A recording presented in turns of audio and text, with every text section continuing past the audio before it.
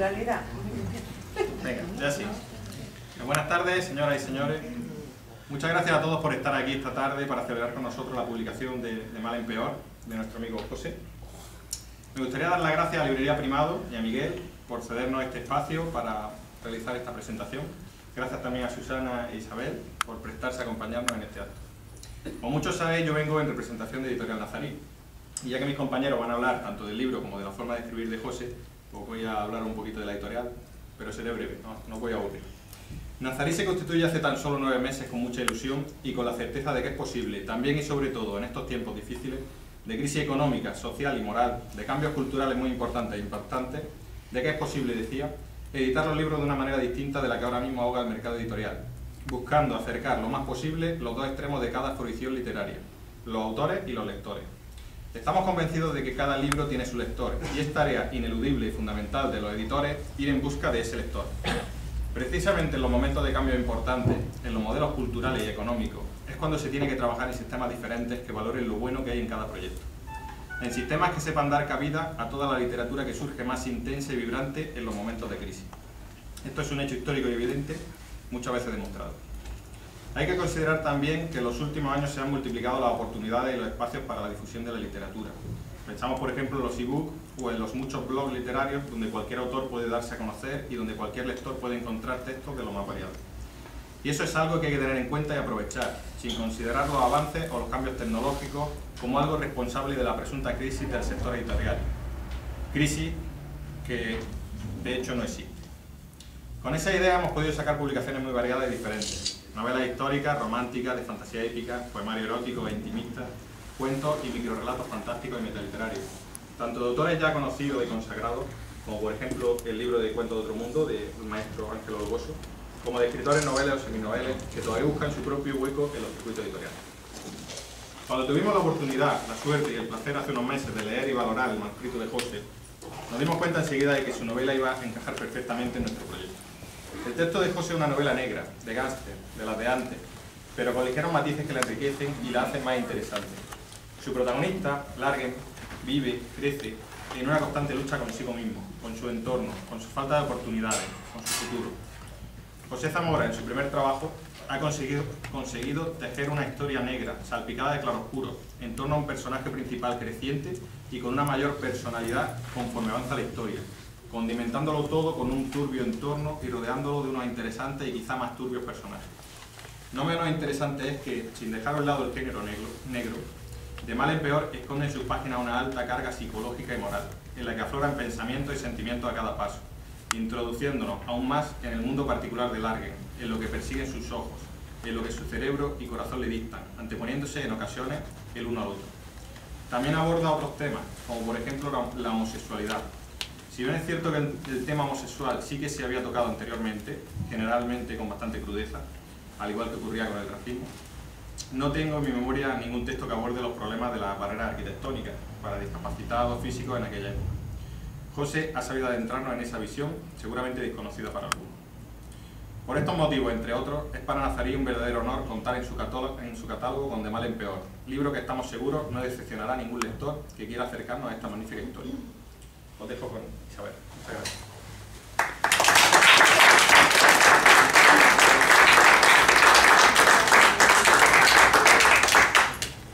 Bueno, pues buenas tardes. Lo que más me interesaría sería destacar unos cuantos puntos que son los que más me han llamado la atención tras la lectura del libro. Y bueno, quisiera comenzar con el personaje principal, el personaje protagonista, Largen. Me ha parecido un personaje bien dibujado. Logras empatizar con él bastante porque, bueno, tiene una infancia un poco cruda, con diversas complicaciones. Y bueno, un poco más adelante todavía se encrudece más su situación personal y se ve abocado a unas circunstancias personales en las que entra en conflicto con su propia moral.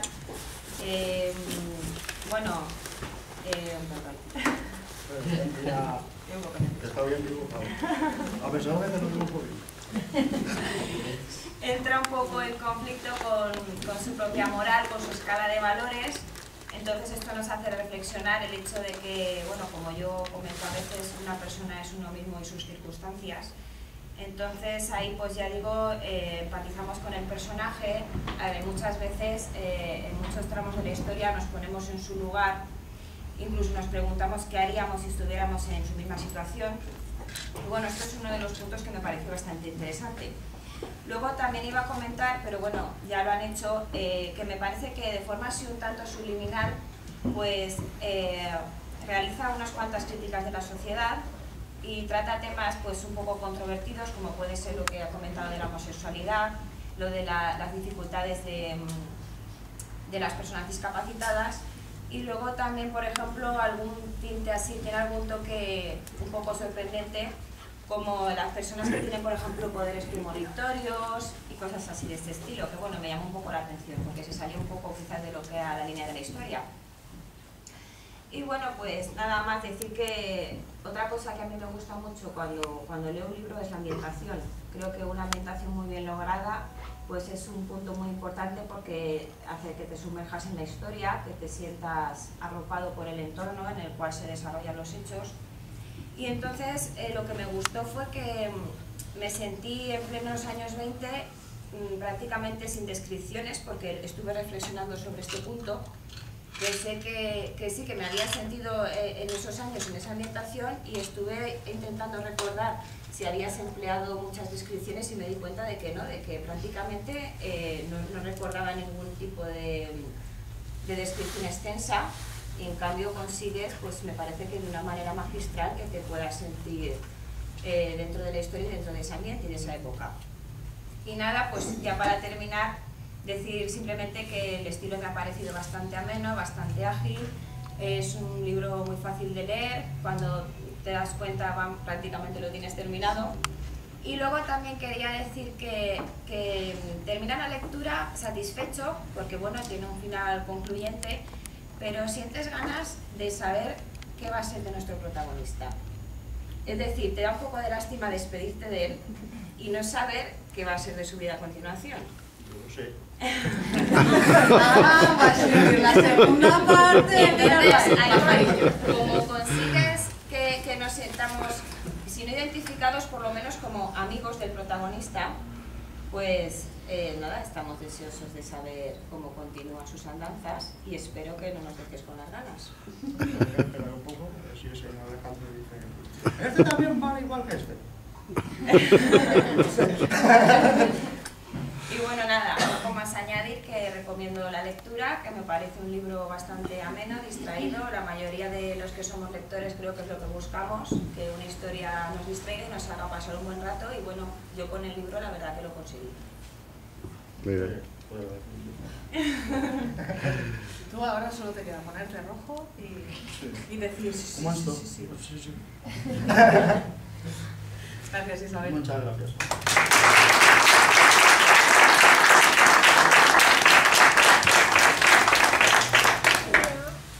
Bueno, para los que no me conocéis, me llamo Susana Rodríguez, soy autora también de relatos, de cuentos, de novelas, de un poco de todo.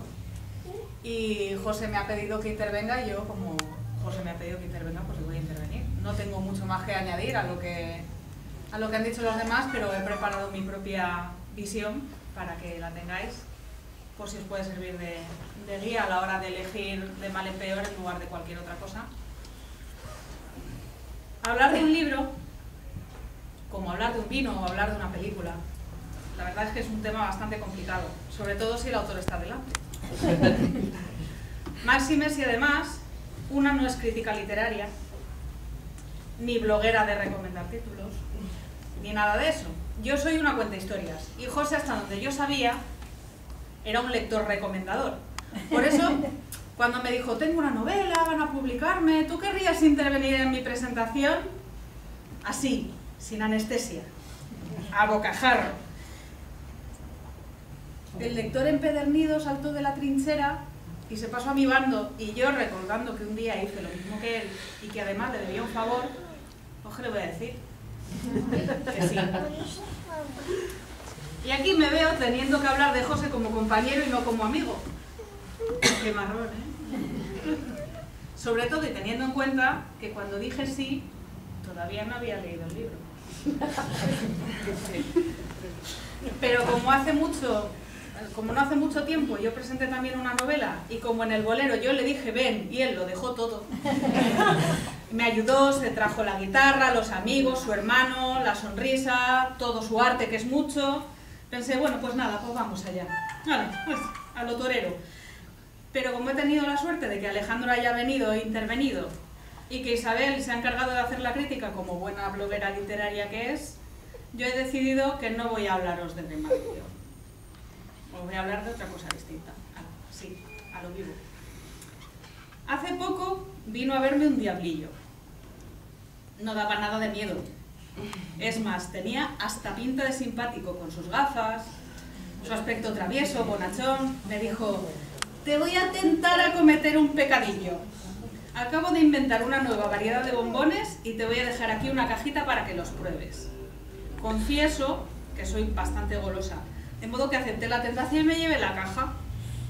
Mientras caminaba hacia casa jugué a imaginar qué clase de bombón podrá haber inventado un diablejo guitarrista con más pinta de cachopán con ojos que de demonio en sí. Y me puse yo a suponer yo conmigo misma, qué manía tenemos de prejuzgar, ¿es verdad o no es verdad? Pues eso, yo supuse. Dije, a ver,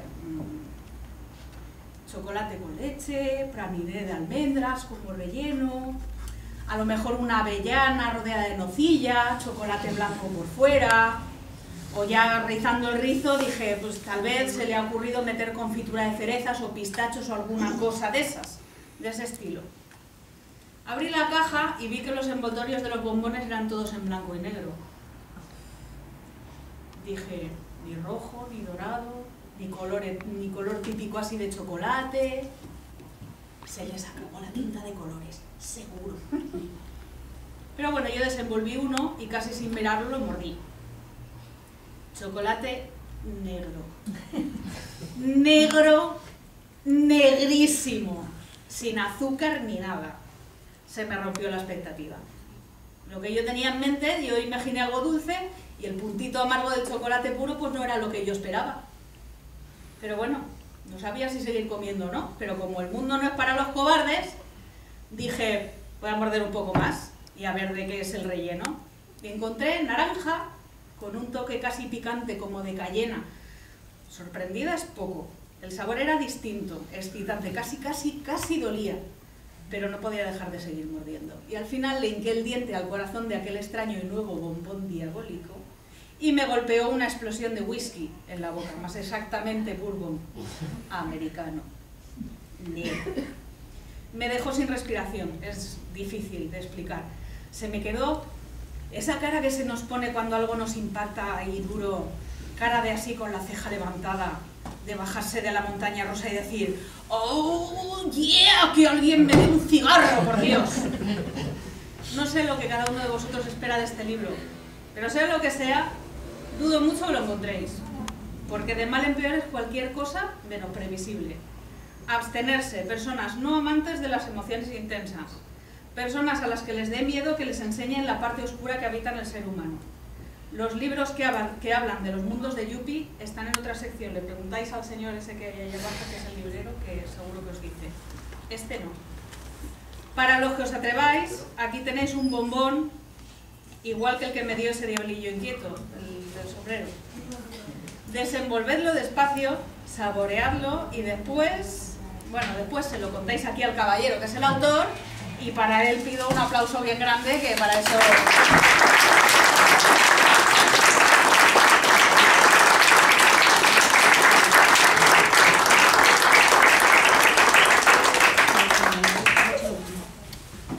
¿Qué digo yo? Pues ahora te toca, Después de todo esto, yo empecé a escribir este libro y no me esperaba nada. Y me empecé a escribirlo por simple diversión. Sí, había escrito relatos cortos, muchas cositas, novelas inconclusas. Y acabé este y dije, bueno, vale, bien. Pero no me esperaba estos aplausos, no me esperaba esta crítica. Ahora luego, fuera me podéis poner a cargo. que no voy a pagar nada por... Y dije, bueno, voy a mandárselo así, señor Alejandro. Tú has leído un bombón, pero él ha tenido que pulir.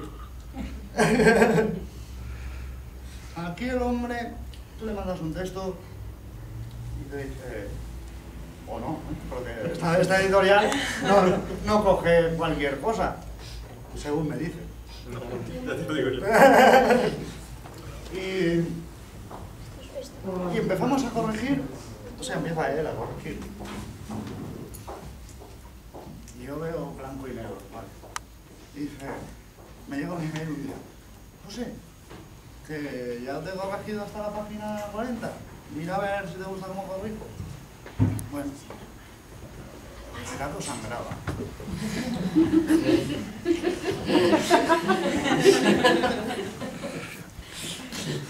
El relato aquello era, no sé, tú puedes cambiar o no cambiar las cosas, pero yo te he ido corrigiendo tal y como es un editor, que se va a esperar de un editor, que te corrija y que te saque un libro potente. Así que primero pido un aplauso para este señor.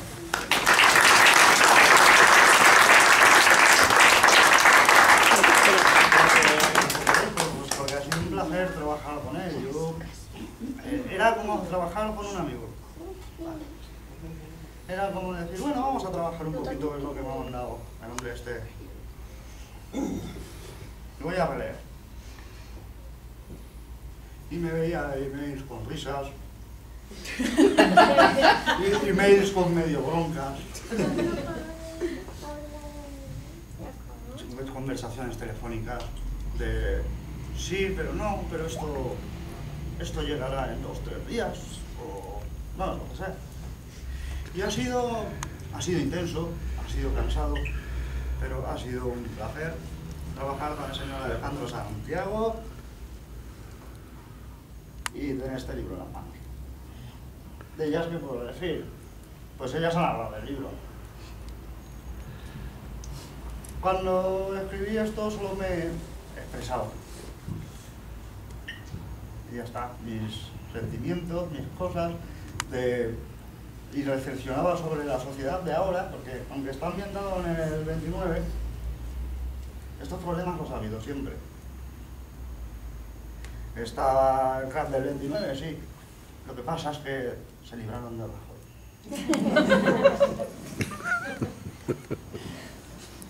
Porque ahora, yo creo que ahora es peor. Ahora están los pobres más pobres y los ricos se hacen más ricos. Cuando cayó la bolsa allí, todos eran pobres. Y nada, ¿qué puedo decir? Yo qué sé, preguntarme algo. Yo te voy a hacer una pregunta. Claro. ¿Lo de los coches clásicos es una afición que ya tenías de antes o es investigación para escribir el libro? No. Los coches clásicos vienen de mi hermano Salvador. Él está ahí. Él coleccionaba coches en miniaturas. Y siempre me decía, José, ¿juegas conmigo? Y yo, muy vago, decía, no, ahora no. Aún te la guardo. Un día me puse a jugar con él y esos coches pequeñitos de hierro fundido, era un Citroën GS, una miniatura así pequeñita, roja. Pero bueno, pues voy a jugar y me comí una puerta. Mira. Pobrecillo. No me pregunto cómo estás. José, te has comido la puerta.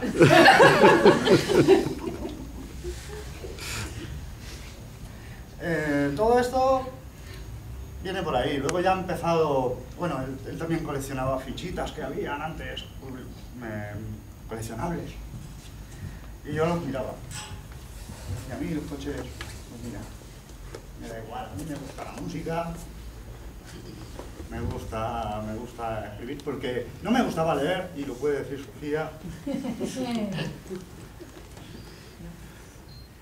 Y entonces allí empecé a documentarme poco a poco, y sin querer, como quien no quiere la cosa. Bueno, pues esto es un Citroën, esto es un Renault, tal cual. Pero claro, para escribir esto sí que tuve que decir, a ver qué coches había en esa época. Y dije, bueno, vamos a ver, los coches de mis abuelos. Creo que tenía un Forte o algo de eso, ¿no? Un Forte. Y de ahí empecé a escribir, a ver qué coche pueden llevar estos hijos de puta. Estos sujetos del predicado, Sí, ¿no? sí, sí. No, es que yo no tengo pelos en la lengua, vosotros lo sabéis. Y nada, encontré ese modelo, me gustó y ahí se ha quedado. Y con lo de las armas hiciste igual. Lo de las armas es sí. Ellos suelen usar, en los años 20 estuvo la matanza de San Valentín y fueron Thompson y una Luger también creo que había por ahí. Y era documentación. Las armas son documentación, porque a mí la única arma que me convence es la palabra. Claro.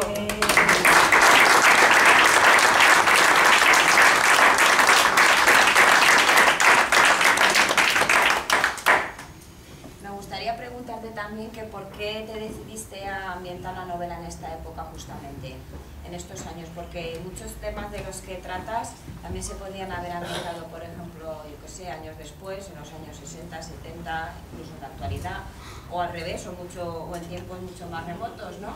Podrías haber configurado muchos puntos de la historia que quieres dejar ahí caer en otras épocas distintas. ¿Por qué te llamó especialmente esta la atención? Porque siempre me ha gustado El Padrino. Y El Padrino, hay muchas películas de mafia, pero no hay ninguna película de mafia ni ningún libro de mafia o que hable de sentimientos. No hay ninguno de mafia que hable de barreras arquitectónicas, ni de homosexualidad o bisexualidad, que no lo sabéis, yo sí. Eres el padre. Sí. Y me apetecía abordar este tema y también la inmigración. Ahora estamos con lo de las vallas esas, con las púas. Antes era directamente que el vecino no te aguantaba. Sí. Bueno, de hecho... Y lo bueno que tenían es que no se lo callaban. Ahora es, ay sí, pobrecito, pero dentro de su casa es, pues que me jodan. Y eso tampoco, ¿eh? Así que creo que es el mismo problema que había antes, sigue habiéndolo ahora y saludos para que llamen. Y nada. Pues sí, uno de los puntos que yo comentaba al principio de que Largen tiene una vida un poco difícil en su infancia y tal, es justamente una de las partes, es eso que estás comentando, que proviene de padres daneses y entonces al llegar a Estados Unidos pues vive un poco en sus carnes, ¿no? Esa especie de rechazo a lo desconocido, ¿no? Al fin y al cabo. Al pobre chico se le junta que está de inmigrante y además el cráter 29 y te quedas en la calle. Pasa de ser el sueño americano a ser la pesadilla americana. Exactamente. Te quedas en la calle y a ver qué haces. Y por ejemplo, el tema de barreras arquitectónicas, en los años 20 eso ni existía esa nomenclatura. ¿Por qué has metido eso? Pues tú has visto muchas sillas de ruedas igual que yo. Has visto muchas muletas. Pero has visto las sillas de ruedas que había antes. Aquello eran monstruos. Ahora siguen habiendo barreras arquitectónicas. Y eso lo quería reivindicar. Porque todo el mundo tiene derecho a poder acceder a cualquier sitio público. Pero a veces no se puede. A veces hay unas escaleras, señor librero. A veces un ascensor que no va. O los mismos museos que es cultura y que se supone para todos y no puedes entrar si llevas una silla de ruedas. Y me parece injusto porque todo el mundo tiene derecho a disfrutar de la buena de la vida. Así que quise reflejarlo. Oye, yo me gustaría hacer una pregunta. Desde que empezaste el libro hasta que lo has acabado, ¿cuánto tiempo ha pasado y cuántas veces has cambiado? O sea, ha pasado mucho tiempo desde que empezaste a parirlo hasta que... Sí, fue un parto duro. ¿Cómo cuánto tiempo? Ni epidural ni nada. Pero sí, bastante. Me ha costado como perfilarla el primer... lo que leyó Alejandro, pobre hombre. Un año, más o menos. Un año. Sí. Pero en plan, o sea... Sí, pero constante. Sí. Constante. Es que si tú coges y te pones a escribir una idea en un papel y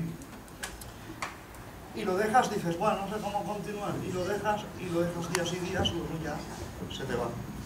Esa es otra.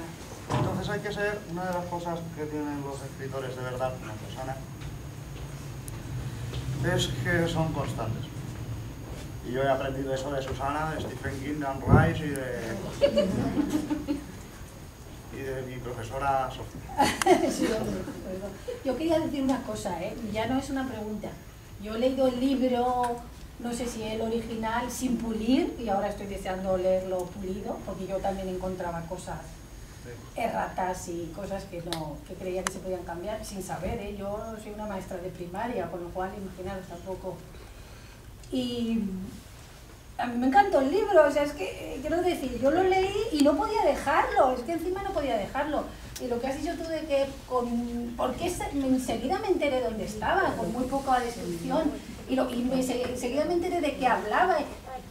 Yo qué sé, yo le hacía que hubiera cogido a él y hubiera dicho, mira, José, esto tal, yo hubiera cambiado, no sé qué, pero el libro así en bruto, me encantó, y no podía dejarlo, o sea, que habla de todo lo que habéis dicho, pero que es un libro súper entretenido, así que esté mejorado, sí, tiene que ser el yo Nova de Plus. hecho también leí el que estaba con todos los... ¿Cómo se dice? No sé la palabra. Erratas. Sí, con las erratas y sin corregir y Los tal. pedidos de Lambda. Sí, y yo se lo dije, le dije, digo, me ha gustado muchísimo, digo, pero claro, digo, bien corregido ya tiene que ser lo más, entonces yo también estoy deseando leerlo bien corregido. Porque además incluso hay unas partes, porque él ya sabéis, bueno, la mayoría de los que lo conocéis, ya sabéis cómo es, que tiene unos puntazos así, un humor un poco heavy, surrealista. Entonces hay muchas cosas que me dijo que él había puesto, pero que no se las había, o sea, las había escrito, pero no se las habían dejado incluir. Pero no en esta edición, Ya. Y entonces, de hecho, hubo unas partes de la historia en las que me faltó, porque no lo reconocía él, porque yo le dije, estas partes... Digo, tú no eres así, digo, tú en esto hubieras ahondado más, hubieras profundizado más. Sí, es verdad que había ahí como, es verdad, lagunillas a veces. Sí, por ejemplo, en el tema sexual y tal, yo sé que él se hubiera desatado más. Entonces le dije, ¿por qué no lo has hecho? Digo, me extraña. No, que no le dejaron. Y entonces me ha dicho, no, pero esta vez con todas las consecuencias. Digo, esto no me lo pierdo. Tampoco, yo no. Esto no me lo pierdo. ¿Me queréis decir que soy la única privilegiada que ha leído el libro tal y como está? Sí. Sí. Y yo le dije, digo, me hubiera gustado más eso, que hubieras puesto esos puntos que de tu humor, que te conozco y tal, digo, me han faltado. Dice, no, es que no pude ponerlos, pero yo sí que quería. Dice, ahora sí que van a estar. Digo, bueno, pues entonces ya va a estar súper bien. Bueno, Ahora vas a ser tú. mañana que ya lo habrás leído, Exactamente. porque veis que no fue Stephen King. Bueno, es que ninguna costurera empieza haciendo un traje de fallera, José. Eso es verdad. Oye, el día que quiera ser yo fallera mayor, pues Yo te hago los baños. He dicho lo de exactamente por lo que engancha, ya no me refería Ya, a lo que sea. ya lo sé. Bueno, Yo te aparte. pongo los moños, ya lo sabes. Yo tengo una pregunta. José, tengo una pregunta. A mí todo lo que están diciendo me parece muy bien, pero ¿rescataste la puerta de mi coche?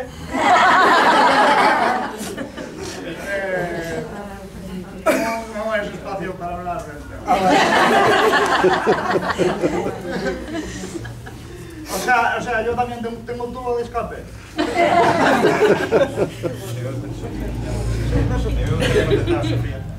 Que la historia original es la misma. Nosotros Ay, no, me imagino. si yo cambiase la historia, el escritor es él, la historia es suya. Está Nosotros pulida. tenemos que trabajarla, pero obviamente la historia, por eso decidimos publicarla. La historia es buena, Sí, sí, sí, sí. lo vimos desde el primer momento. Y se puede pulir, eso es seguro. Y se puede pulir aún más, seguro. Y cuantas más personas participen en el proceso, mucho más se podrá pulir. Eso es, porque hay muchos más puntos de vista, muchos más estilos. De todas formas, creo que lo que ha salido seguramente os satisfaga.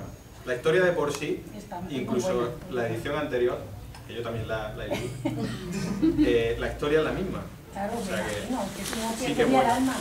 De todas maneras, cuando un autor publica una obra, se supone que no va a publicar solamente una obra. Si toda la personalidad del autor va a estar en todas las obras, va a llegar un momento en que va a ser un punto de vista tan omnipresente que el lector se va a sentir excluido. El autor se tiene que guardar algo, no puede ser enteramente él todo el tiempo, porque entonces perdería sentido el crear historias distintas, parecerían siempre la misma historia. Ahí, para mí, el guardarse algunas cosas ha sido un acierto. ¿Alguna otra pregunta? En definitiva, este es el primero de una serie del personaje. Sí, estamos esperando. Bueno, Bueno, me estás diciendo si hay segunda parte. No, Tercera. no, te estoy diciendo si el personaje Da para como- más, sí. da para mucho Da más, para claro. más, da para No más. para uno más, sino para Da para meternos más. en un mundo de investigación. Sí, sí, sí, te lo puedo Te garantizar. das con las ganas de saber más de mí. Ahí comprando la gabardina y el sombrero, que se nos gusta trasladar todos a los años 30 a Chicago, o a vete tú a saber dónde le dé a este hombre por colocarnos a... Bueno, pues lo mismo haces una cuéntame, pero de la serie negra. Tan larga. Antonio Alcántara llevaría la historia de otra manera. Teniendo en cuenta que llevo un Colt en el bolsillo, difiere un pelín, creo. Exacto. Y nada, bueno, yo os quería contar también y quería agradecer aquí, delante de todos, a mi profesora Sofía. Ay, por favor. Por Dios, qué alegría me das para que todo el mundo sepa lo importante que los niños es que lean los niños. Que eres un hombre, ¿verdad? Que es un hombre y tú eres un niño y yo una joven. Yo tenía como rechazo a la lectura y me decía, José, mi profesora me decía, José, es que tienes que leer porque tú no sabes lo que te pierdes. Y yo decía, sí. Sí, sí, sí. A jugar con el cochecito.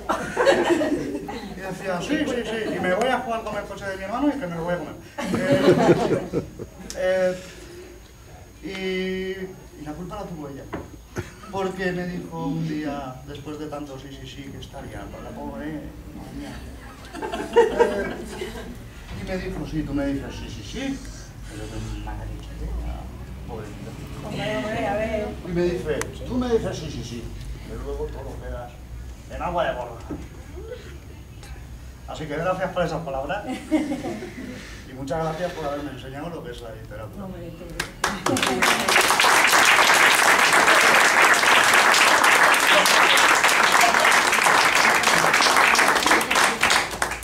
Y nada, agradeceros a todos que estáis aquí. Ana, de Butterfly, toda la gente que me acompaña hasta tarde. Por aquí también. Joder, nunca había llegado tanto. Y nada, que decir, que el que se lleve el libro a casa entra al sorteo de 2 camisetas de Mal y Peor. ¿De quién? 2 camisetas de Mal y Peor. Ah, de Mal y Peor. Ay, sí. No, pero es que los de mi grupo me sufren. Por eso pidieron perdón, algo. Lo siento mucho, la vida es así, no me intento.